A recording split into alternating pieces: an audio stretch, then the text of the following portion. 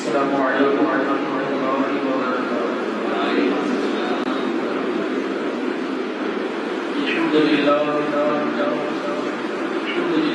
رب العالمین والعاقبۃ للمتقین والصلاۃ والسلام علی سید الانبیاء واشرف المرسلین وعلی آلہ الطیبین الطاہرین وأصحابه الهادين المهديين أما بعد فقد قال الله تبارك وتعالى في القرآن المجيد والفرقان الحميد فأعوذ بالله من الشيطان الرجيم بسم الله الرحمن الرحيم سبحانك لا علم لنا إلا ما علمتنا إنك أنت العليم الحكيم رب اشرح لي صدري ويسر لي امري واحلل عقدة من لساني يفقهوا قولي ان الله وملائكته يصلون على النبي يا ايها الذين امنوا صلوا عليه وسلموا تسليما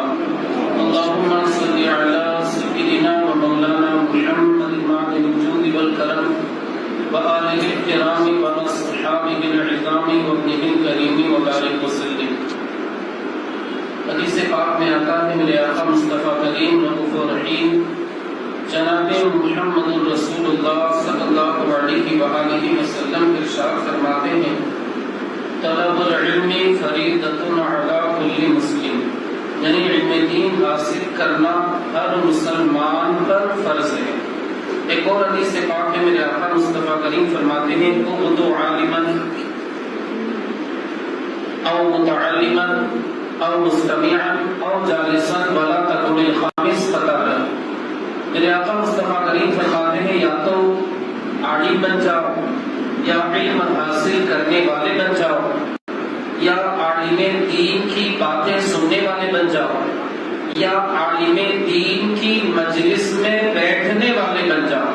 ولا تکن الخامس، عالم دین سے دور رہنے والے نہ بنو، 5ویں نمبر والے نہ بنو، فتالت ورنہ تو ہلاک ہو جاؤ۔ الحمدللہ آپ حضرات شروع کی جو 4 باتیں ہیں ان میں سے تقریباً 3 باتوں پر الحمدللہ آج عمل کی کوشش کریں۔ اللہ وحدہ لا شریک حضور سیدنا غوث اعظم کے صدقے میں آپ حضرات کو مجھے اپنی شان کے مطابق اس کا بے حساب اجر و ثواب عطا فرما۔ کیا فرمایا؟ یا تو عالم بنو یا علم حاصل کرنے والے بنو یا عالم کی بات سننے والے بنو یا عالم کی مجلس میں بیٹھنے والے بنو۔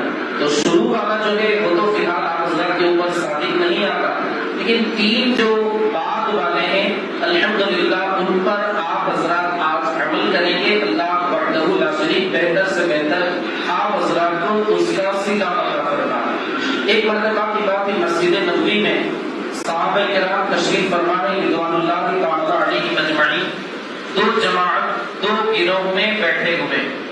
ایک صحابہ کی جو جماعت ہے وہ عبادت کے اندر مشغول ہے، اللہ وحدہ لا شریک کی بندگی کے اندر، عبادت کے اندر، ریاضت کے اندر مشغول ہے، اور صحابہ کرام کا ایک گروہ جو ہے وہ علم دین کے حصول کے اندر مشغول ہے۔ میرے آقا مصطفیٰ کریم صلی اللہ علیہ وآلہ وسلم تشریف لائے، دونوں صحابہ کی جماعت کو آپ نے دیکھا، ملاحظہ فرمایا، پھر آپ نے ارشاد فرمایا کہ یہ جو علم حاصل کر رہے ہیں یہ عبادت کرنے والوں سے بہتر ہے۔ کیا ارشاد فرمایا کہ علم حاصل کرنے والے جو ہیں وہ عبادت کرنے والوں سے بہتر ہے۔ اور اتنے پر بس نہیں، ظاہر سی بات ہے صحابہ کی جو 2 جماعت تھی، 2 گروہ تھے، 2 گروپس تھے، تو ہر گروپ یہ چاہتا ہوگا، ہر گروہ یہ چاہتا ہوگا کہ آمنہ کلال ہمارے درمیان آ کر کے بیٹھے، حضور اکرم صلی اللہ علیہ وآلہ وسلم ہماری مجلس میں آ کر کے بیٹھ کر ہماری مجلس کی رونق کو دوبارہ کر دیں۔ جانتے میرے آقا مصطفیٰ کریم کس جگہ جا کر کے تشریف فرما ہوئے؟ حدیث پاک میں آتا ہے میرے آقا مصطفیٰ کریم صلی اللہ علیہ وآلہ وسلم نے ان دونوں مجلسوں میں سے کسی کا انتخاب فرمایا ہے، کسی کو پسند فرمایا ہے، کسی اور کو نہیں، علم والی مجلس کا انتخاب فرمایا، علم والی مجلس کو آپ نے پسند فرمایا۔ اور علم والی مجلس میں جا کر علم حاصل کرنے والے صحابہ کے ساتھ آپ صلی اللہ علیہ وآلہ وسلم تشریف فرما ہو گئے، وہاں پر آپ جلوہ فگر ہو گئے۔ ایک اور حدیث پاک میں سناؤں پھر مسئلے مسائل کی بات ہم شروع کریں۔ اللہ کے رسول صلی اللہ علیہ وآلہ وسلم فرماتے ہیں کہ تمہارا صبح کے وقت ایک مسئلہ سیکھنا، غالباً یہ صبح یا رات کبھی بھی ہو، حدیث پاک میں تو صبح کا لفظ ہے، کہ تمہارا صبح کے وقت، مارننگ جسے ہم کہتے ہیں انگریزی کے اندر، فجر کے وقت، صبح کے وقت ایک مسئلہ سیکھنا، ایک مسئلے کا علم حاصل کرنا 100 رکعت نوافل پڑھنے سے بہتر ہوا کرتا ہے۔ کتنا؟ 100 رکعت نوافل۔ کیوں؟ ظاہر سی بات، اسی طرح پہلی حدیث میں عبادت کرنے والوں سے بہتر کس کو فرمایا گیا؟ علم حاصل کرنے والوں کو فرمایا گیا۔ وجہ اس کی کیا ہے کہ جو بندہ عبادت کر رہا ہے، عابد ہے، زاہد ہے، ریاضت کر رہا ہے، بندگی کر رہا ہے، نماز پڑھ رہا ہے، اللہ کو یاد کر رہا ہے، اللہ کا ذکر کر رہا ہے، اللہ کا تذکرہ کر رہا ہے، ظاہر سی بات ہے وہ صرف اپنا دفاع کرے گا، اپنی آخرت بنائے گا، اپنی آخرت سنوارے گا، اپنی عاقبت کو اچھے سے اچھا کرنے کی کوشش کرے گا۔ لیکن جو بندہ علم حاصل کرے گا وہ اپنی بھی آخرت بنائے گا، ساتھ ہی ساتھ الحمدللہ اللہ نے چاہا تو معاشرے کی آخرت کو بھی سنوار دے، کیونکہ علم کے ذریعے دوسروں کو وہ بندہ مالا مال کرے گا، اپنا علمی فیضان دوسروں تک پہنچائے گا، دوسری جو شمعیں ہیں اسے روشن کرنے کی وہ بندہ کوشش کرے گا، دوسرے لوگ راہ راست پر آئیں گے، علم حاصل کریں گے، علم کی باتیں جانیں گے، علم سیکھیں گے، اس پر عمل کریں گے، اس بندے کی بھی دنیا بن جائے گی، اور دوسرے والے جو بندے ہیں ان لوگوں کی دنیا اور آخرت انشاءاللہ العزیز دونوں کے دونوں سنور جائے۔ آخری حدیث پاک، اکثر و بیشتر آخری بات ہو ہی جاتا ہے۔ اللہ کے رسول صلی اللہ علیہ وآلہ وسلم فرماتے ہیں تدارس العلم ساعتا من اللیل خیر من احیائها، کہ رات میں ایک گھڑی، محدثین کرام فرماتے ہیں 1 گھنٹہ، محدثین کرام فرماتے ہیں، اور اللہ کی رحمت سے تو کوئی بعید نہیں، اللہ چاہے بندہ 1 منٹ علم کی بات سیکھ لے، اللہ وحدہ لا شریک اس سے بھی راضی ہو جائے۔ میرے آقا مصطفیٰ کریم فرماتے ہیں جو بندہ تدارس العلم ساعتا من اللیل خیر من احیائها، جو بندہ رات میں 1 گھڑی علم حاصل کرتا ہے تو اس کا 1 گھڑی علم حاصل کرنا پوری رات جا کر عبادت کرنے سے افضل و بہتر ہوا کرتا ہے۔ یہ علم کی فضیلت، فقیہ واحد اشد علی الشیطان من 1000 عابد، ایک فقیہ، ایک عالم دین، ایک دین کا علم رکھنے والا، شیطان سے جب اس کا مقابلہ ہو، ظاہر سی بات ہے شیطان سے مقابلہ، یعنی شیطان اللہ والوں کا مقابلہ تو کر ہی نہیں سکتا۔ ان عبادی لیس لک علیہم سلطان، اللہ نے فرما دیا پہلے ہی سے روز ازل ہی میں کہ اے شیطان لعین، اے مردود، جو میرے ہیں، جو میرے اپنے ہیں، لیس لک علیہم سلطان، ان پر تیرا داؤ پیچ بالکل نہیں چلے گا۔ نتیجہ یہ ہوتا ہے عمر فاروق اعظم کے تعلق سے اگر شیطان سن لیتا ہے، ان کے سائے سے بھی شیطان بھاگ جایا کرتا ہے۔ الحمدللہ ہم اسی عمر فاروق اعظم، انہی سیدنا عمر فاروق اعظم کے غلام ہیں۔ میں عرض کر رہا تھا کہ فقیہ واحد اشد علی الشیطان من 1000 عابد، شیطان سے اگر مقابلے کی بات آئے تو اللہ کے رسول صلی اللہ علیہ وآلہ وسلم فرماتے ہیں کہ ایک طرف 1000 عابد، 100 جیسے 100 جسے کہہ سکتا ہے، 1000 عابد ہے ایک طرف، اور ایک طرف تنہا فقیہ ہے، علم کا حاصل کرنے والا ہے، عالم دین ہے، دینی علم رکھنے والا ہے۔ میرے آقا مصطفیٰ کریم فرماتے ہیں یہ عالم دین شیطان کے اوپر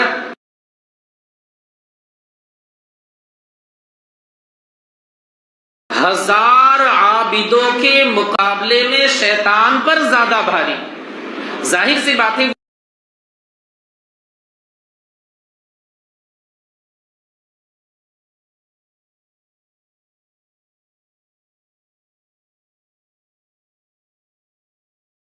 عابد بھی بن جائیں گے،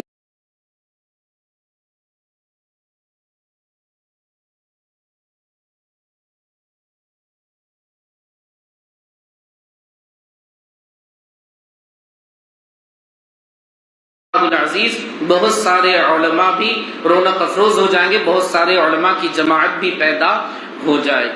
اب ایمان کی بات کرتے، جیسا کہ ہمارا ٹاپکس تھا، ہمارا جو آج کا ٹاپک ہے ایمان ہے، ضروریات دین ہے، شرک ہے، وغیرہ وغیرہ، یہ ساری چیزیں کیا ہے؟ تو ایمان کا ڈکشنری کے اعتبار سے مطلب ہوتا ہے تصدیق کرنا، کسی بات کو مان لینا، کسی بات کی تصدیق کرنا، اقرار کرنا، اور ایک مطلب اس کا ہوتا ہے امن دینا۔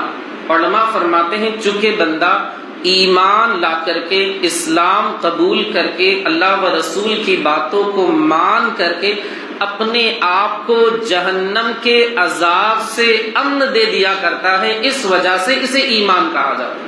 یہ ایمان کا جو ڈکشنری کے اعتبار سے معنی ہوتا ہے امن دینا اور تصدیق کرنا۔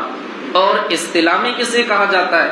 شریعت کے اعتبار سے ایمان اور مومن جو ایمان والا ہو کسے کہا جاتا ہے؟ بالکل سمپل سی تعریف، ڈیفینیشن جو علماء نے فرمائی ہے کہ ضروریات دین کو ماننے کا نام ایمان۔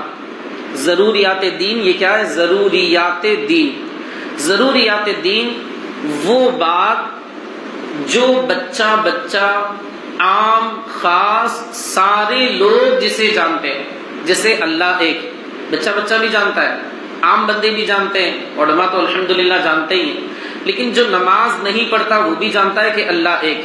اسی طرح انبیاء کی نبوت، اسی طرح قیامت، حشر ہے، دوزخ ہے، جنت ہے، قیامت ہے، قبر کا عذاب ہے، وغیرہ وغیرہ، یہ ساری چیز یہ کیا ہے؟ ضروریات دین۔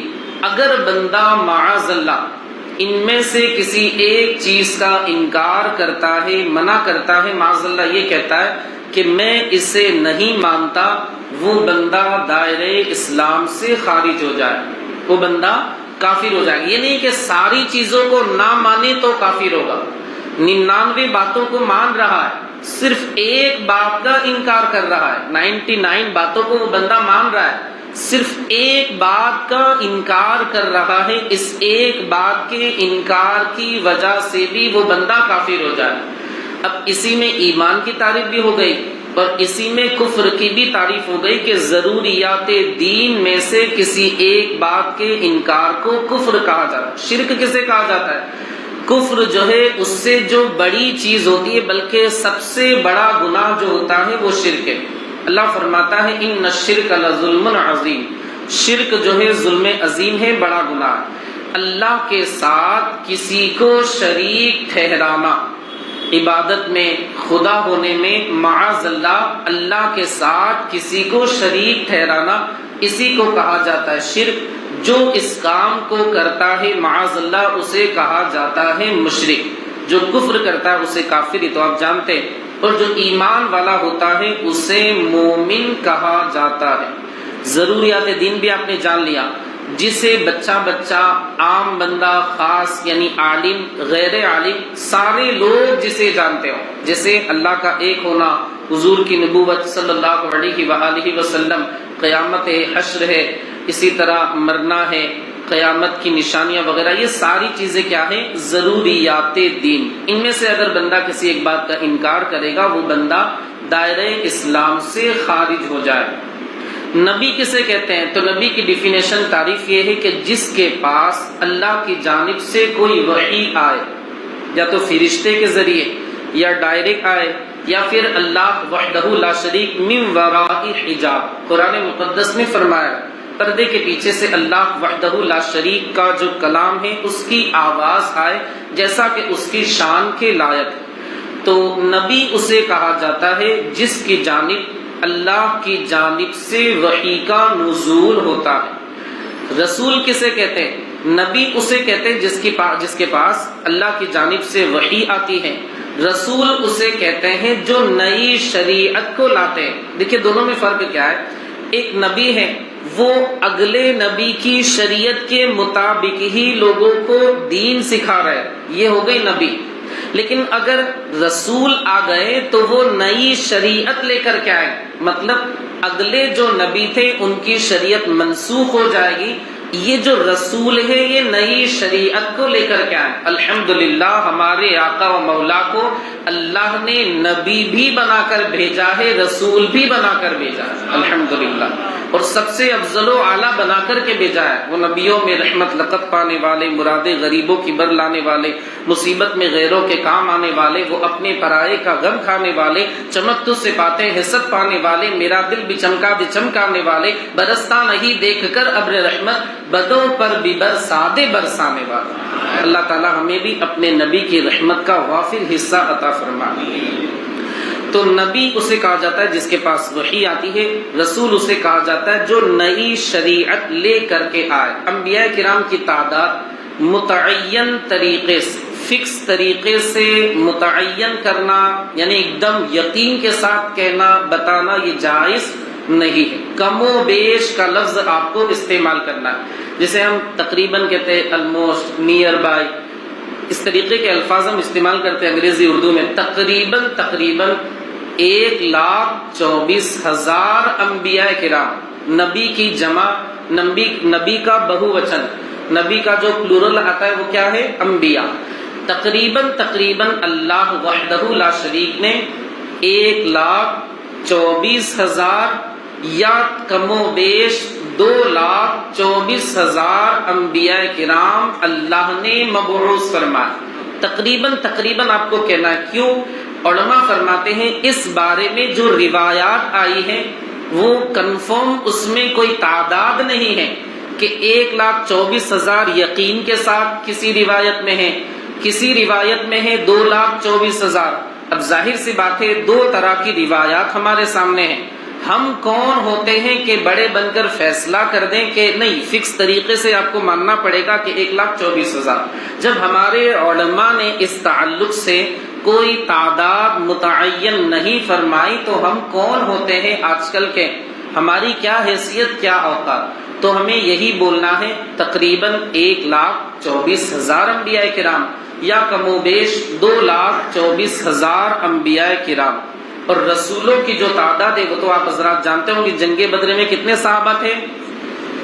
313. بس یہ 313 ہی تعداد جو تھی وہ رسولان عظام کی تھی. رسولان عظام کی تعداد کتنی تھی؟ 313. الحمدللہ رمضان شریف میں کچھ ہمارے بھائی جو ہے وہ 313 روپے کا صدقہ بھی نکالتے ہیں اور لکھواتے بھی ہیں. تو اچھی بات ہے، ماشاءاللہ ہونا چاہیے. اور ویسے اگر دیکھا جاتا ہے پنجتن کے 5,000 بھی ہونے چاہیے، لیکن 313 بھی چل سکتے. ایک بات جیسے مجھے ایک بات یاد آ گئی وہ حساب سے. تو 313 رسولوں کی تعداد اور 1,24,000 یا 2,24,000 انبیاء کرام کی تعداد کم و بیش تقریباً آلموسٹ نیئر بائی یہ کہہ سکتے ہیں آپ. وجہ اس کی یہ ہے کہ اگر آپ یہ فکس طریقے سے کہیں گے 1,24,000 انبیاء کرام، آپ نے یہ کہا کہ 1,24,000 بالکل ڈیفینیٹلی میں کہہ رہا ہوں، یقین کے ساتھ کہہ رہا ہوں، مجھے بالکل بھروسہ ہے. اور اگر انبیاء کرام کی تعداد ہوئی 2,24,000 انبیاء کرام تو 1,00,000 انبیاء کرام کی نبوت کا انکار لازم ہے. اب خود سوچیں، آپ خود ذہن دوڑائیں. انبیاء کو اللہ نے 2,24,000 کی تعداد میں بھیجا. ایک بندہ معاذ اللہ یہ کہتا ہے نہیں 1,24,000 ہی ہے، اور ہوئے اصل میں کتنے؟ 2,24,000. تو 1,00,000 انبیاء کرام کی نبوت کا انکار لازم آ رہا ہے یا نہیں آ رہا؟ اسی طرح ایک بندہ یہ کہتا ہے کہ 2,24,000 انبیاء کرام یقیناً ہے، ماننا پڑے گا. اور انبیاء کرام کی تعداد دیکھا جائے یا جو یقینی تعداد ہے وہ ہے 1,24,000 انبیاء کرام. یہ بندہ کیا کہہ رہا ہے؟ 2,24,000 انبیاء کرام. تو 1,00,000 لوگ ایسے ہوں گے جو نبی نہیں ہیں، مگر اس کے باوجود یہ بندہ ان 1,00,000 لوگوں کو نبی مان رہا ہے. میرے حساب سے آپ حضرات بات کو تو سمجھ ہی گئے ہوں گے. تو اس وجہ سے علماء کرام نے منع فرمایا ہے کہ متعین طریقے سے بندہ تعداد کو بیان نہ کرے. 1,24,000 یا 2,24,000 انبیاء کرام اللہ وحدہ لا شریک نے بھیجے. ہم تمام انبیاء پر ایمان رکھتے ہیں. اللہ نے کتابیں کتنی نازل فرمائی؟ تو تقریباً صحیفوں وغیرہ کو ملا کر، صحیفہ یعنی ایک ہوتا ہے آسمانی کتاب، ایک ہوتا ہے آسمانی صحیفہ۔ صحیفہ بھی کتاب ہی ہے اور کتاب بھی صحیفہ ہے، لیکن 4 ایسی آسمانی کتابیں ہیں جنہیں خود قرآن عظیم نے اپنی کتاب کہا۔ وہ کون سی ہے؟ ایک تو قرآن مقدس، انجیل ہے جو حضرت عیسیٰ پر نازل ہوئی، توریت ہے جو حضرت موسیٰ پر نازل ہوئی، اور زبور ہے وہ جو حضرت سیدنا داؤد علی نبینا وعلیہ الصلاۃ والتسلیم پر نازل ہوئی۔ اس کے علاوہ 100 صحیفے الگ الگ انبیاء کرام پر اللہ وحدہ لا شریک نے نازل فرمائے۔ تو 4 اور 100، آپ کا حساب تو ماشاءاللہ پوچھنا ہی کیا، 104 ٹوٹل ہوئے، یعنی اللہ نے کتابیں اور صحیفے ٹوٹل 104 کی تعداد میں نازل فرمائے۔ یاد رہے گا انشاءاللہ، 104 انبیاء کرام کی تعداد کتنی؟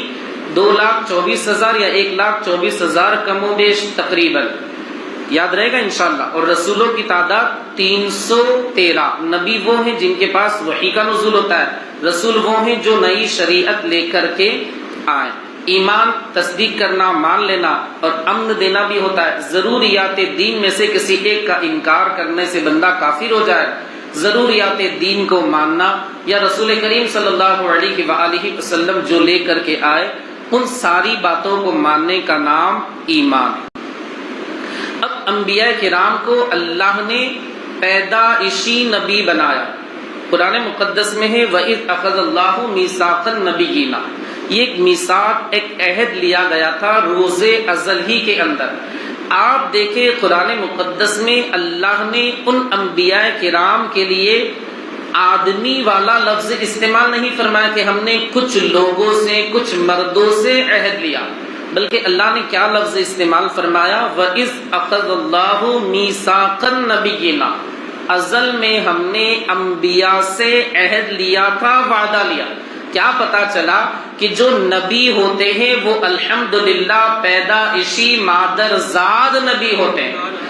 کچھ لوگوں نے معاذ اللہ یہ باتیں پھیلا رکھی ہیں کہ اللہ نے اپنے نبی کو 40 سال میں نبوت عطا فرمایا، اور ان کی چھوٹی چھوٹی جو کتابیں آتی ہیں اس میں بھی لکھتے ہیں وہ لوگ۔ تو یہ ہمارا عقیدہ نہیں، ہمارا تو الحمدللہ وہ عقیدہ ہے جو بریلی کے تاجدار نے ہمیں سکھایا، الحمدللہ۔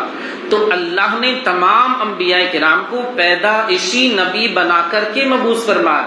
یہ بات اور ہے کہ اللہ کے حکم سے، اللہ کے اذن سے، اللہ کی اجازت سے، اللہ کے ارشاد سے ان انبیاء کرام نے، حضرت موسیٰ نے 30 سال کی عمر میں، اور ہمارے آقا مولا حضور تاجدار مدینہ صلی اللہ علیہ وآلہ وسلم نے 40 سال کی عمر میں اعلان نبوت فرمایا۔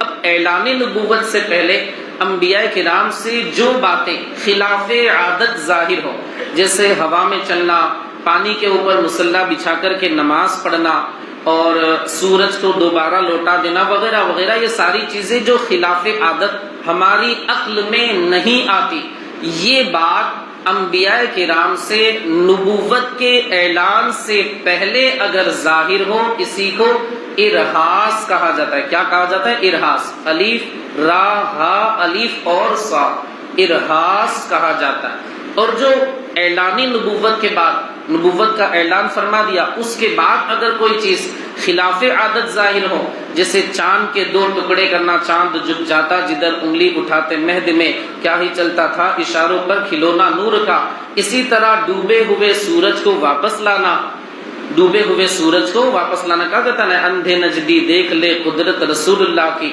اور اسی طرح معبد کے سوکھے ہوئے جو تھن تھے اس میں دودھ کو لے آنا، یہ سارے معجزات ہمارے آقا و مولا کے دست اقدس سے اعلان نبوت کے بعد ظاہر ہوئے، تو انہیں کیا کہا جاتا ہے؟ معجزہ۔ اعلان نبوت سے پہلے ہو تو ارہاس، اعلان نبوت کے بعد ہو تو معجزہ۔ اللہ کے نبی کی عطا سے اگر کسی ولی کے دست قدرت سے، دست اقدس سے معاذ اللہ، دست اقدس سے اگر کسی ولی کے ہاتھ سے، کسی ولی کے دست اقدس کے ذریعے کوئی کام خلاف عادت صادر ہوتا ہے، ظاہر ہوتا ہے، تو اسے کرامت کہا جاتی ہے۔ تو آپ حضرات جانتے ہی ہیں۔ اور اگر کبھی کبھی ایسا ہوتا ہے کہ کوئی ایک نیک بندہ ہے، پرہیزگار ہے، اس نے کہہ دیا شام میں بارش ہوگی، اتفاق سے بارش کا موسم نہیں تھا اور بارش ہو گئی، ولی ہے تو اب اس نے کہا تھا کہ شام میں بارش ہو گئی اور ولی بارش ہونے بھی لگی، لوگ اس کو ولی بول بھی دیتے ہیں، تو ایسا نہیں بولنا چاہیے۔ اس کو عرف شرع کے اندر معونت کہا جاتا ہے۔ معونت کا مطلب ہوتا ہے مدد کرنا، اللہ وحدہ لا شریک کی جانب سے گویا کہ مدد، کیا کہا جاتا ہے اسے؟ معونت۔ ڈائریکٹ صرف ایک پیشن گوئی کی بنیاد پر کسی بندے کو ولی اللہ بول دینا، یہ اولیاء کی شان میں گویا کہ توہین۔ کبھی کبھی ہو بھی جاتا ہے کہ بندہ کچھ بول دیتا ہے، اس کی زبان سے نکل گیا اور ہو بھی جاتا ہے، لیکن کبھی کبھی وہی بندہ دوسری مرتبہ آزمانے کی کوشش کرتا ہے تو پھر واقعہ ایسا ہوتا ہے کہ وہ بندہ منہ چھپانے کی کوشش کرتا ہے کہ لوگوں کے سامنے آؤں گا تو میری پول کھل جائے گا، لوگ یہ کہیں گے کہ بھائی یہی وہ بندہ تھا جس نے کہا تھا کہ ایسا ہوگا، لیکن ایسا نہیں ہوا بلکہ اس کا الٹا ہو گیا۔ تو ایک واقعے کی بنیاد پر کسی کو ڈائریکٹ ولی اللہ کہنا یہ شریعت کے حساب سے جائز نہیں ہے۔ اگر کوئی خلاف عادت کام کسی فاسق مومن سے ہو رہا ہے یا کسی کافر سے ہو رہا ہے تو اسے استدراج کہا جاتا ہے۔ کیا کہا جاتا ہے؟ استدراج۔ الف سین تا دال الف را الف اور جیم، استدراج اسے کہا جاتا ہے۔ انبیاء سے اعلان نبوت سے پہلے جو چیز خلاف عادت ہو اسے ارہاس، اعلان نبوت کے بعد جو چیز ظاہر ہو اسے معجزہ۔ ولی سے ظاہر و کرامت تو ظاہر سی بات ہے، الحمدللہ ہم تو حضور سیدنا غوث اعظم کے چاہنے والے ماننے والے بہت ساری کرامتیں ہم نے سنی ہیں۔ اگر کسی بندے مومن سے ہو جو تھوڑا سا متقی ہے، نمازی ہے، اس سے خلاف عادت کوئی کام اگر ظاہر ہو صادر ہو اسے معونت، اور اگر کوئی فاسق مومن ہے یا کافر ہے اس سے اگر کوئی خلاف عادت کام ہو رہا ہے، اسی کو کیا کہا جائے گا؟ استدراج کہا جائے۔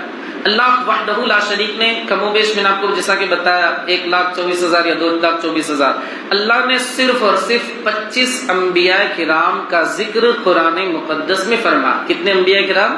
25، بس صرف اور صرف 25 انبیاء کرام کا ذکر اللہ نے قرآن مقدس میں فرمایا۔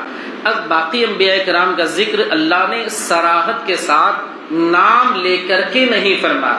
کیوں نہیں فرمایا؟ علماء فرماتے ہیں یہ اللہ کی حکمت ہے، اللہ کے ہر کام میں مصلحت ہے۔ اس سے ہم نہیں بتا سکتے کہ اللہ وحدہ لا شریک نے باقی انبیاء کرام کے نام کو قرآن مقدس میں صراحت کے ساتھ ذکر کیوں نہیں فرمایا۔ وہ 25 انبیاء کرام آپ حضرات نے تو پڑھے ہوں گے، سنے ہوں گے، حضرت آدم ہے، حضرت نوح ہے، حضرت موسیٰ ہے، حضرت عیسیٰ، حضرت الیاس ہے، حضرت ادریس ہے، حضرت زکریا، حضرت داؤد ہے، حضرت سلیمان، حضرت یعقوب ہے، حضرت یوسف ہے، اور ہمارے آقا مولا حضور تاجدار مدینہ صلی اللہ علیہ وآلہ وسلم کی ذات گرامی۔ کتنے ہو گئے؟ میں نے تو مطلب تقریباً 12-13 ہی گنا ہے، لیکن 25 انبیاء کرام کا ذکر اللہ وحدہ لا شریک نے قرآن مقدس میں صراحت کے ساتھ ذکر فرمایا۔ اب یہ جو قرآن مقدس 4 آسمانی کتاب، جیسا کہ میں نے آپ کو بتایا 100 صحیفے، 4 آسمانی کتاب، توریت ہے، انجیل ہے، زبور ہے۔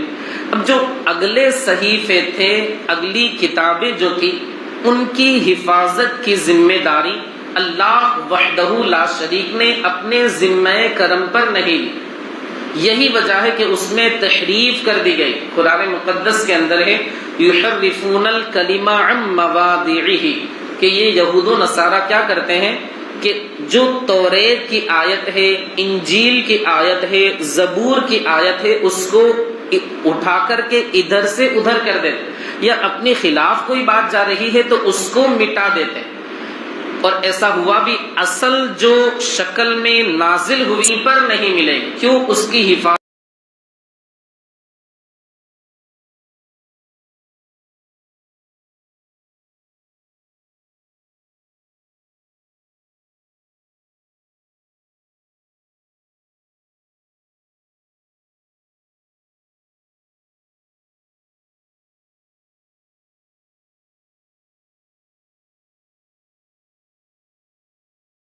قرآن مقدس کی بات آئی، اللہ وحدہ لا شریک نے اس کی حفاظت کا ذمہ اپنے ذمہ کرم پر لیا اور ارشاد فرمایا انا نحن نزلنا الذکر وانا لہ لحافظون، بے شک ہم ہی نے قرآن مقدس کو نازل فرمایا اور ہم خود اس کی حفاظت کرنے والے۔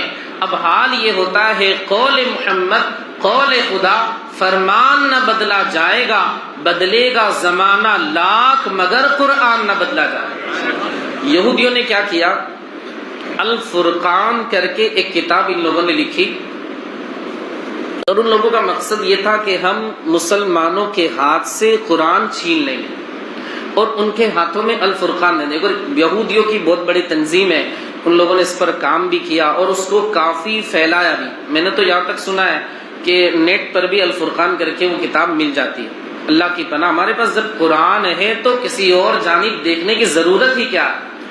تو ان لوگوں نے بہت کوشش کی، لیکن جس کی حفاظت کا ذمہ رب العالمین لے، وہ کہا جاتا ہے نا، فانوس بن کے جس کی حفاظت ہوا کرے، پھوکوں سے کیا بجھے وہ چراغ جسے روشن خدا کرے۔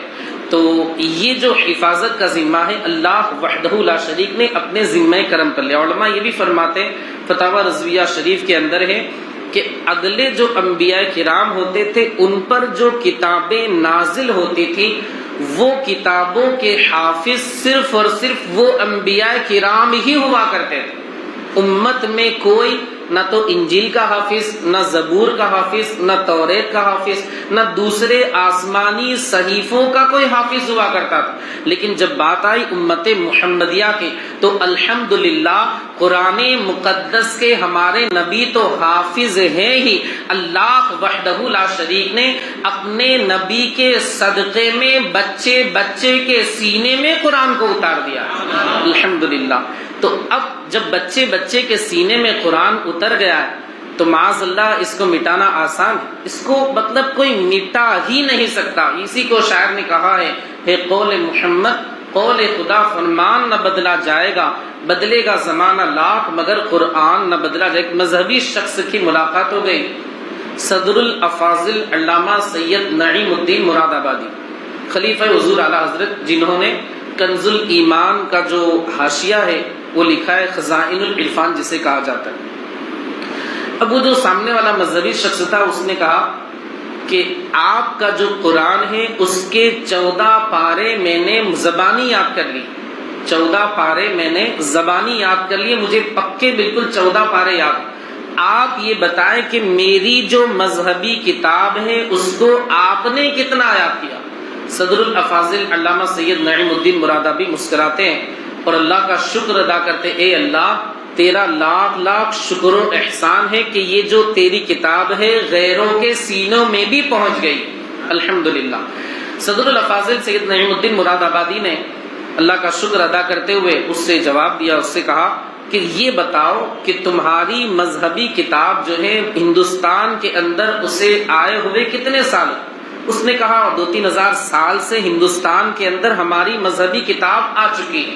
اب صدر الافاضل علیہ رحمت و رضوان فرمانے لگے یہ تو قرآن مقدس ہی کا اعجاز ہے۔ ایک طرف دیکھو تمہاری کتاب تمہارے کہنے کے مطابق 2-4-5 ہزار سال سے تمہاری کتاب ہندوستان انڈیا کے اندر آئی ہے، مگر اس کے باوجود تمہاری قوم کے لوگ اسے یاد نہیں کر پائے۔ الحمدللہ یہ تو ہمارے قرآن مقدس کا اعجاز اور کمال ہے جو 1300 سال میں ہندوستان کے باہر سے ہندوستان میں آیا اور اپنوں کے سینوں میں تو محفوظ ہو ہی گیا، ساتھ ہی ساتھ غیروں کے سینوں میں بھی محفوظ ہو گیا۔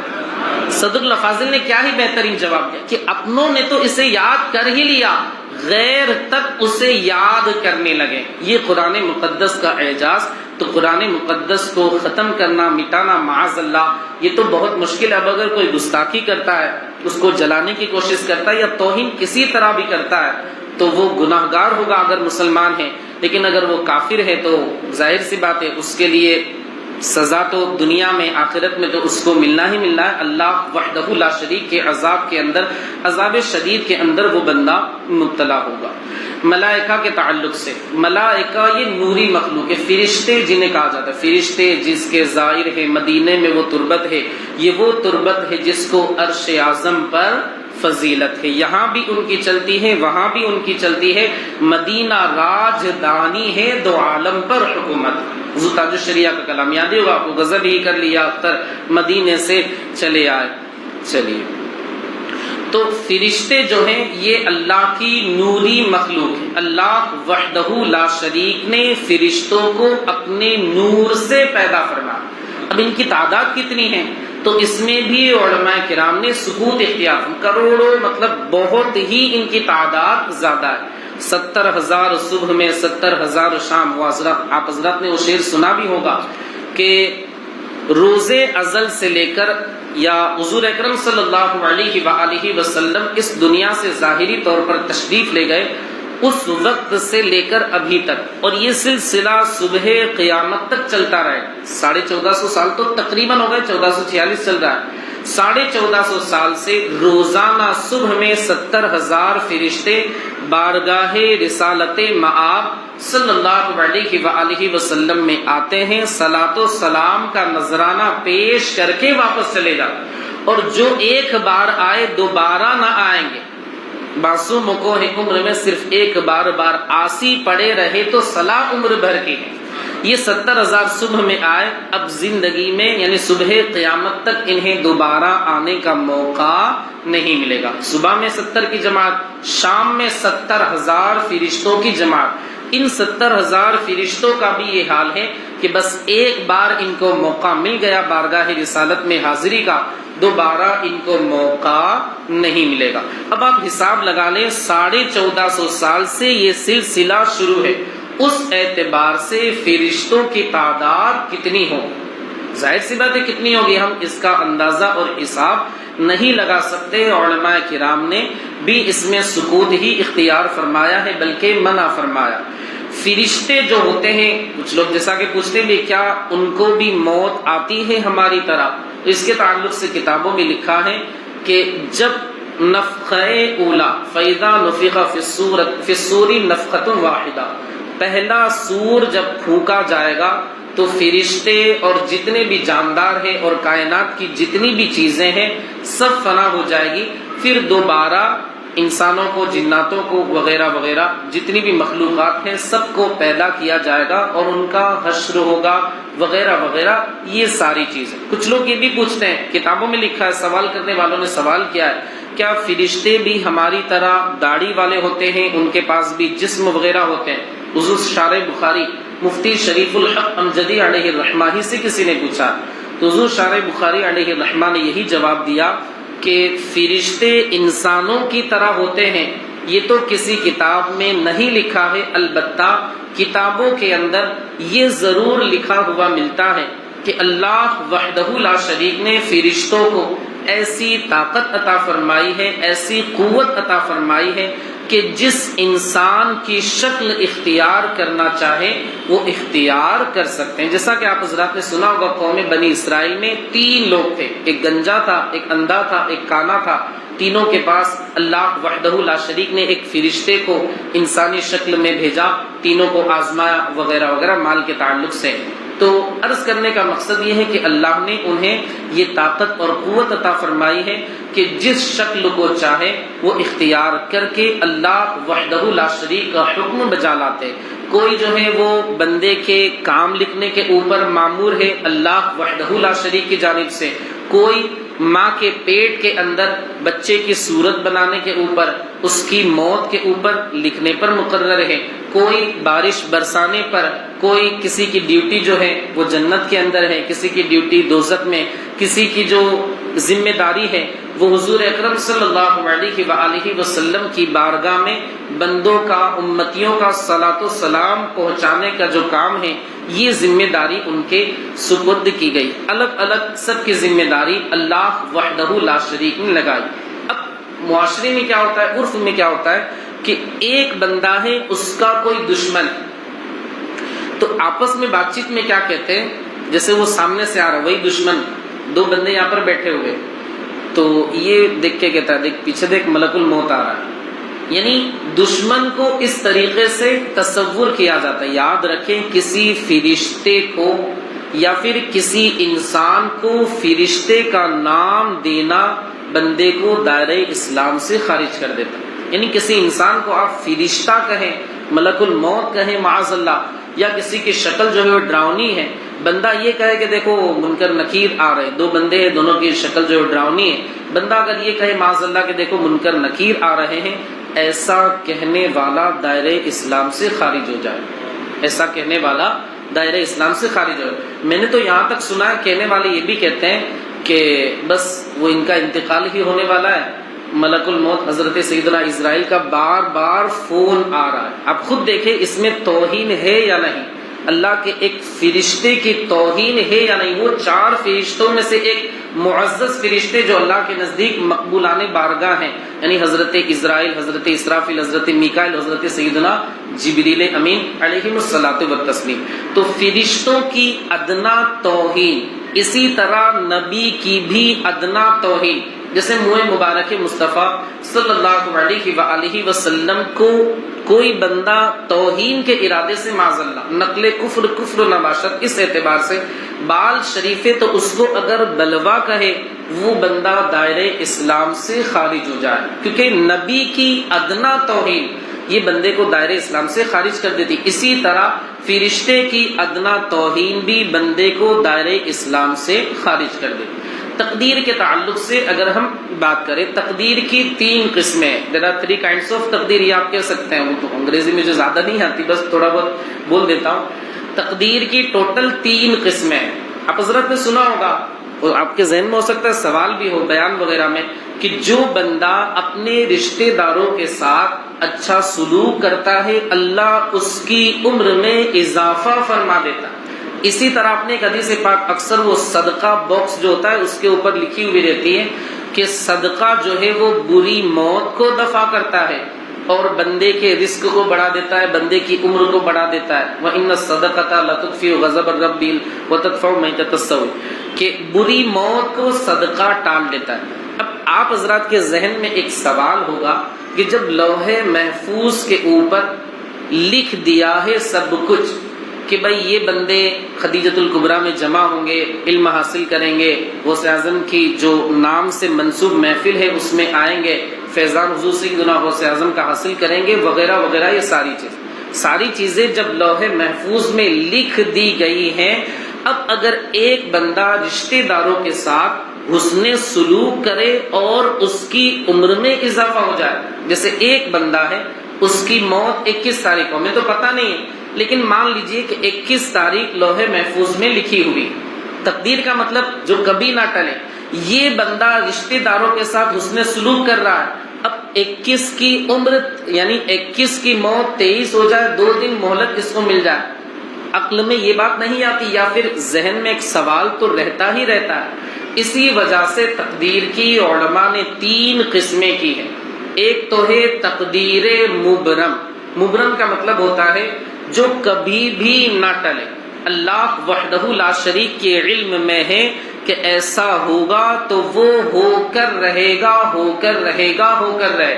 جیسے قوم لوط کے اوپر اللہ کا عذاب، حضرت ابراہیم نے دعا کی، بہت گڑ گڑائے یا اللہ عذاب کو ٹال دے، مگر اللہ نے فرمایا یا ابراہیم اعرض عن ھذا انہم آتیہم عذاب غیر مردود، یہ عذاب آ کر کے رہے گا۔ یہ ہو گئی تقدیر مبرم جو بدل نہیں سکتی، جو بالکل بھی ٹل نہیں سکتی، جیسے یہی کہ 21 تاریخ کو موت ہے تو موت آ کر ہی رہے گی، یہ ہو گئی تقدیر مبرم۔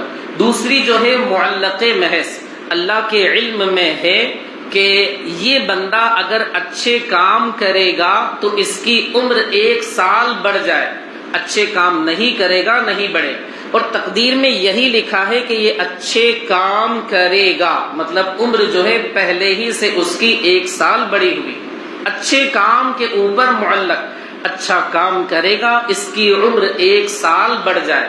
علم الہی میں بھی تقدیر میں یہی لکھا ہے۔ اسی طرح فرشتوں کے پاس جو صحیفے ہیں ان میں بھی یہی لکھا ہے یہ بندہ اچھے کام کرے گا اس کی عمر بڑھ جائے، مطلب اس کا جو انتقال ہے 2021 میں نہیں 2022 ہی میں ہونا۔ یہی چیز علم الہی میں بھی ہے، فرشتوں کے صحیفے میں بھی ہے، اسے کہا جاتا ہے معلق محض، کسی چیز پر معلق ہونا۔ اگر ایسا کرے گا عمر بڑھ جائے، ایسا نہیں کرے گا عمر نہیں بڑھے۔ جیسے اس نے صدقہ و خیرات کیا اس کی عمر بڑھ جائے، نہیں کیا تو اتنی ہی ہے جتنی کہ تقدیر میں لکھی ہوئی. معلق جسے کہا جاتا ہے اگر کرے گا تو ٹھیک، نہیں کرے گا تو اتنی رہے. تیسری جو قسم ہے اس میں کیا ہوتا ہے، علم الہی میں کسی چیز کے اوپر معلق ہے، مطلب کہ اگر بندہ یہ کام کرے گا اس کی عمر بڑھ جائے گی، یہ علم الہی میں ہے، لیکن فرشتوں کے صحیفے میں یہ چیز نہیں ہے. میرے حساب سے آپ حضرات سمجھ گئے کہ مرتبہ اور میں سمجھاؤ. مبرم اسے کہا جاتا ہے جو کسی چیز پر معلق نہ ہو، ہونا ہے ہونا ہے ہونا، علم الہی میں بھی فرشتوں کے صحیفے میں. معلق محض کا مطلب علم الہی میں بھی ایسا ہے کہ اگر یہ بندہ صدقہ کرے گا اس کی عمر بڑھ جائے، مطلب تقدیر میں یہی لکھا ہے کہ اس کی عمر جو ہے وہ 55 سال ہے، یہ نہیں کہ 54 ہے پھر 55 ہے. کیوں؟ کیونکہ تقدیر میں یہی لکھا ہے، تھی تو 54 لیکن اس میں یہ بھی لکھا ہے کہ صدقہ کرنے کی بنیاد پر اس کی عمر 1 سال بڑھ جائے، یہ ہو جائے گی معلق محض. اور ایک ہے شبیب مبرم کہ تعلیق، یعنی اگر اچھا کام کرے گا تو اس کی عمر بڑھ جائے. یہ والی چیز اللہ کے علم میں تو ہے لیکن فرشتوں کے صحیفے میں یہ چیز منقول نہیں. حضور سیدنا غوث اعظم اسی تیسری والی قسم کے تعلق سے فرماتے ہیں میں قضائے مبرم کو بھی ٹال دیا کرتا ہوں. کیا فرماتے ہیں؟ میں قضائے مبرم کو بھی ٹال دیا کرتا ہوں، یعنی فرشتوں کے صحیفے میں اس کے تعلق سے تو یہی ہے کہ یہ بندہ 55 سال کی عمر میں مر جائے، لیکن علم الہی میں یہ ہے کہ اگر یہ بندہ نیک کام کرے گا، رشتہ داروں کے ساتھ حسن سلوک کرے گا، اس کی عمر 1 سال بڑھا دی جائے گی اور 56 سال کی عمر میں انتقال کرے گا. اسی کو کہا جاتا ہے تقدیر شبیب مبرم. مبرم معلق محض اور شبیبہ مبرم الفاظ ہو سکتا ہے تھوڑے سے مشکل ہو، لیکن جو میں نے آپ کو سمجھایا اسے آپ ذہن میں رکھیں. تو اگر بندہ رشتہ داروں کے ساتھ حسن سلوک کرتا ہے، اس کی عمر میں اضافہ ہو جاتا ہے، تو تقدیر میں یہی لکھا ہے کہ یہ بندہ رشتہ داروں کے ساتھ حسن سلوک کرے گا تو اس کی عمر 54 سے 55 ہو جائے. پہلے ہی سے تقدیر میں علم الہی میں یہی لکھا ہوا ہے. تو تقدیر میں تبدیلی ہوئی؟ نہیں ہوئی. ارے تقدیر میں کیسے تبدیلی؟ تقدیر میں چینجنگ، تغیر، تبدل وغیرہ نہیں ہوا. اسے آپ سمجھنے کی کوشش کریں، تھوڑی سی باریک سی بات ہے لیکن کوئی مشکل نہیں ہے. تقدیر میں یہی لکھا ہوا ہے کہ یہ بندہ اچھا کام کرے گا تو اس کی عمر بڑھ جائے، مطلب تقدیر میں پہلے ہی سے ہے کہ یہ اچھا کام کرے گا اور اس کی عمر اتنی ہی ہوگی. تو یہ تقدیر کی 3 قسمیں. تقدیر کو برا بھلا کہنا، جیسے قسمت میں یہی لکھا ہے معاذ اللہ، یہ ساری چیزیں بندے کو دائرہ اسلام سے خارج کر دیں.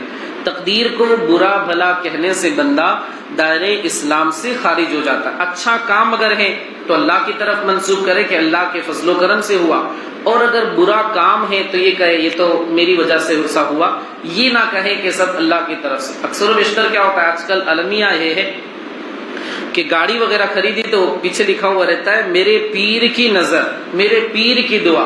ہوتا ہے کہ نہیں ہوتا ہے؟ یعنی اچھا کام ہے تو پیر کی نظر، اور گھر میں کسی کا انتقال ہو گیا تو جیسے اللہ کی مرضی کیا کرے.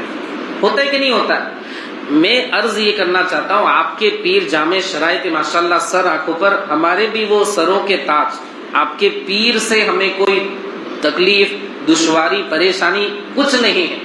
آپ اپنے پیر کی عقیدت تعظیم کے ساتھ پیش آئیں، لیکن یہ اس طریقے سے اللہ وحدہ لا شریک کی ناشکری کا پہلو نکلتا ہے کہ جو نعمتیں ہیں اس میں آپ پیر کی دعا کو شامل کر رہے ہیں، اور جو تکلیفیں پہنچ رہی ہیں تو اس میں آپ اللہ کی طرف سے، ارے وہ جو نعمت ملی اس پر بھی تو آپ اللہ کا شکر ادا کریں کہ یہ نعمت بھی کسی اور نے نہیں، رب العالمین نے عطا فرمائی. تو ہر چیز میں اللہ وحدہ لا شریک کا بندے کو شکر ادا کرنا چاہیے. بس 5 منٹ آپ کے اور لوں گا. عالم برزخ، مرنے کے بعد انسان قیامت تک جو اس کی زندگی ہے اسی کو عالم برزخ کہا جاتا ہے. جسم جو ہے یہ تو گل سڑ جاتا ہے. اب جو روح ہوتی ہے، روح زندہ رہتی ہے، اور روح جو ہے وہ گردش بھی کرتی ہے. اچھے لوگوں کی روح زمزم کے پاس رہتی ہے، خانہ کعبہ کے پاس رہتی ہے، اور برے لوگوں کی روح جن کے اعمال اچھے نہیں ہوتے ان کی روح کفار کے مرگھٹ پر بھی رہتی ہے. اسے آپ یاد رکھیں. تو بندے کا جتنا اچھا عمل ہوگا اس کی روح وہیں پر رہے. کوئی بندہ عاشق رسول ہے، مصطفیٰ جان رحمت صلی اللہ علیہ وآلہ وسلم پر کثرت سے درود پڑھنے والا ہے، رسول اللہ کرم فرما دیں تو اس کی روح کو مدینے پاک بھی رسول اللہ بلا لیں. بندے کو چاہیے کہ عاشق رسول بنے، مصطفیٰ جان رحمت صلی اللہ علیہ وآلہ وسلم پر کثرت سے درود پاک پڑھتا رہے تاکہ اسے یہ سعادت ملے. مرنے کے بعد سے لے کر حشر تک کی جو زندگی ہے اسی کو برزخ کہا جاتا ہے. آواگون جسے کہا جاتا ہے ہندی لفظ ہے، اور عربی کے اندر تناسب کہا جاتا ہے. غیروں کا یہ عقیدہ ہے کہ بندہ 7 مرتبہ جنم لیتا ہے، یہ اسلام کے خلاف ہے. اگر کوئی بندہ اس تعلق سے عقیدہ رکھتا ہے کافر ہو جائے. اسلام میں صرف ایک ہی مرتبہ زندگی ہے دنیا کی، اس کے بعد هو الذی احیاکم ثم یمیتکم ثم یحییکم الاخری. پہلے ہی پارے میں تیسرے رکوع میں اللہ وحدہ لا شریک نے ارشاد فرما. ان لوگوں میں کیا ہے کہ اگر بندہ اچھے کام نہیں کرے گا تو اگلے جنم میں مرغی بنے گا اور پرندہ وغیرہ بنے گا. یہ ساری چیزیں تو یہ سب اسلام میں نہیں ہے. اور کچھ ہمارے نوجوان بھائی بھی اسے اپنے محاورے میں استعمال کرتے ہیں، اچھا کام کر اگلے جنم میں تو اچھا ہو. معاذ اللہ، صدبار معاذ اللہ. اسلام سے اس کا کوئی تعلق نہیں. جو بندہ اس طریقے کا عقیدہ رکھتا ہے وہ بندہ دائرہ اسلام سے خارج ہو جائے. قیامت برحق ہے، قیامت کا جو بندہ انکار کرے گا وہ بھی دائرہ اسلام سے خارج ہو جائے. اس کی نشانیاں تو بہت ساری ظاہر بھی ہو چکی ہے. اس کے علم کو مخفی کیوں رکھا گیا، پوشیدہ کیوں رکھا گیا؟ سب سے پہلی وجہ تو قرآن مقدس کے اندر ہے اذا جاءتہم الساعۃ بغتہ. قیامت جو ہے وہ اچانک آئے. قیامت جو ہے وہ کیا ہے؟ اچانک. بھئی دیکھیے مثال کے طور پر یہاں پر ایک پروگرام ہے، فکس ہے، پوسٹر وغیرہ نام سب، یہ اچانک ہوا؟ اچانک تو نہیں، فکس طریقے سے تھا، بلا تشبیہ و تمثیل. بلا تشبیہ و تمثیل. قیامت کے بارے میں اگر یہ اعلان ہو جائے کہ 10 محرم الحرام جمعہ کا دن اور سن، ہمارے آقا مولا نے تو دن بھی بتا دیا، مہینہ بھی بتا دیا، بس سن کو پوشیدہ رکھا کہ کس سن میں قیامت آئے. اب قرآن یہ کہتا ہے کہ قیامت اچانک آئے گی. لیکن اگر مصطفیٰ جان رحمت اللہ کی عطا سے جانتے ہیں، بے شک جانتے ہیں، یقیناً جانتے ہیں، ہم سب کا عقیدہ سر عرش پر ہے تیری گزر، دل فرش پر ہے تیری نظر، ملکوت و ملک میں کوئی شے نہیں وہ جو تجھ پہ آیا نہیں. اب اگر قرآن یہ کہتا ہے کہ قیامت اچانک آئے، لیکن حضور ارشاد فرما دے کہ قیامت اس دن آئے گی، اس مہینے میں آئے گی، اس سن میں آئے گی، تو پھر وہ اچانک رہے گا؟ قرآن کی تعلیم کے خلاف ہوگا یا نہیں؟ آپ خود سوچیں. قرآن کہتا ہے قیامت اچانک آئے گی اور رسول اللہ صلی اللہ علیہ وآلہ وسلم متعین طریقے سے بتا دے کہ فلاں سن میں آئے گی، تو قرآن کی تعلیم کے خلاف ٹکراؤ ہو رہا ہے یا نہیں ہو رہا؟ اس وجہ سے قیامت کو پوشیدہ رکھا. دوسری بات کہ قیامت کو پوشیدہ رکھنے میں ایک حکمت یہ بھی ہے کہ اگر بندے کو پتا چل جائے کہ قیامت اس سن میں آنے والی ہے تو بندہ 75 سال کی عمر ہے، 50 سال عیش کرے گا، 25 سال اللہ اللہ کرے گا. بوڑھے حضرات کی مثال آپ کے سامنے، اللہ ماشاءاللہ ہمارے بہت سارے بوڑھے حضرات تو نیک بچپن ہی سے ہوں گے، حسن زن تو یہی ہے. تو اس وجہ سے قیامت کو پوشیدہ رکھنے میں یہ حکمت ہے. قرآن مقدس کے اندر سورہ طٰہٰ میں اللہ نے فرمایا بھی ہے وَالسَّاعَةُ أَكَادُ أُخْفِيهَا، قیامت قریب ہے کہ میں اسے پوشیدہ رکھوں گا. اللہ نے اپنے نبی کو اس کا علم عطا فرمایا ہے. ہم سب کا الحمدللہ یہ عقیدہ ہے، لیکن جب اسے بیان کر دیا جائے کہ اس سن میں آئے گی تو پھر اچانک نہیں رہے گا. اور یہ جو بندے ہیں یہ بالکل جری ہو جائیں کہ ابھی تو 500 سال ہے، اور جی لو، اور کما لو، اور محنت کر لو وغیرہ وغیرہ، یہ ساری چیزیں، اور گناہ کے کام کر لو، اور شراب کباب. معذ آپ کی بات تو نہیں کرتا، لیکن قوم مسلم یا دیگر لوگ جو ہیں وہ بالکل جری ہو جائیں گے. ابھی تو ہمارے پاس بہت ٹائم ہے، خوب کما لو اور خوب عیش و عشرت کے اندر زندگی کے شب و روز گزارو. اس وجہ سے قیامت کے سن کو، اس کے علم کو بندوں سے پوشیدہ رکھا گیا. جو کچھ میں نے بیان کیا اس کے بیان کرنے میں مجھ سے جو بھی غلطی، لغزش، خطا خامی ہوئی ہو میں اس سے مانتا ہوں اور اللہ کی بارگاہ میں استغفار کرتا ہوں. استغفر اللہ ربی من کل ذنب واتوب الیہ. 2 منٹ کے لیے